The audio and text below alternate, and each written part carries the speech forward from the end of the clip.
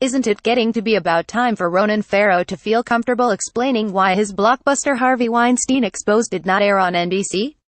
A tantalizing New York Times report out this week claims Weinstein stormed into the office of CAA partner Bryan Lourd in September, complaining about the piece CAA client Ronan Farrow was working up on him. He wanted a meeting with Farrow. A source tells Deadline Weinstein did not ask CAA to kill Farrow's report, and insisted the agency gets these kind of requests to set up contact all the time. Anyway, Farrow gave Weinstein a miss, and CAA reported to the mogul that Farrow was pursuing the story. Adding to the intrigue, Farrow left CAA after, and signed with WME. Farrow's reporting finally was made public in October.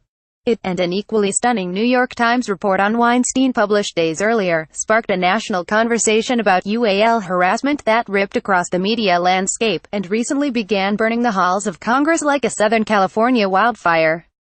Farrow had to find another outlet for his work when NBC News, where Farrow investigated Weinstein for months, decided to give it a miss.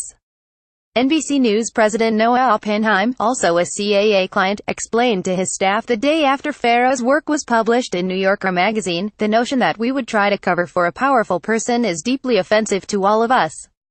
Suffice to say, the stunning story, the incredible story that we all read yesterday, was not the story that we were looking at when we made our judgment several months ago.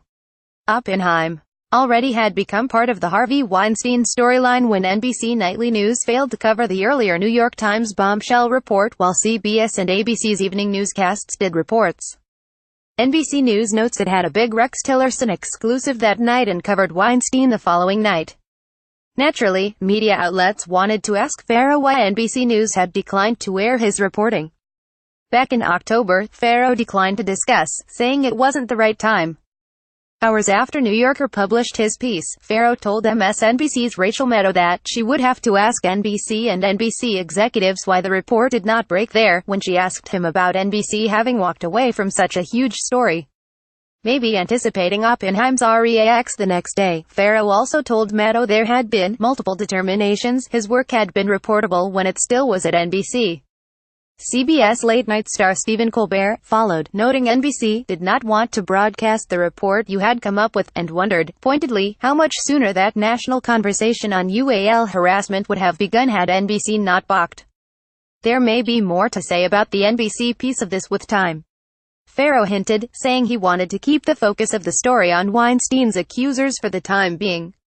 He added, "It is of the utmost importance that any news organization that has damning evidence of ongoing criminal activity needs to run that, needs to investigate it, and interrogate it, and run it." Defending the decision to toss Farrow's report, Oppenheim told his staff, "We should all be proud of being an organization that is at least in the hunt on these things."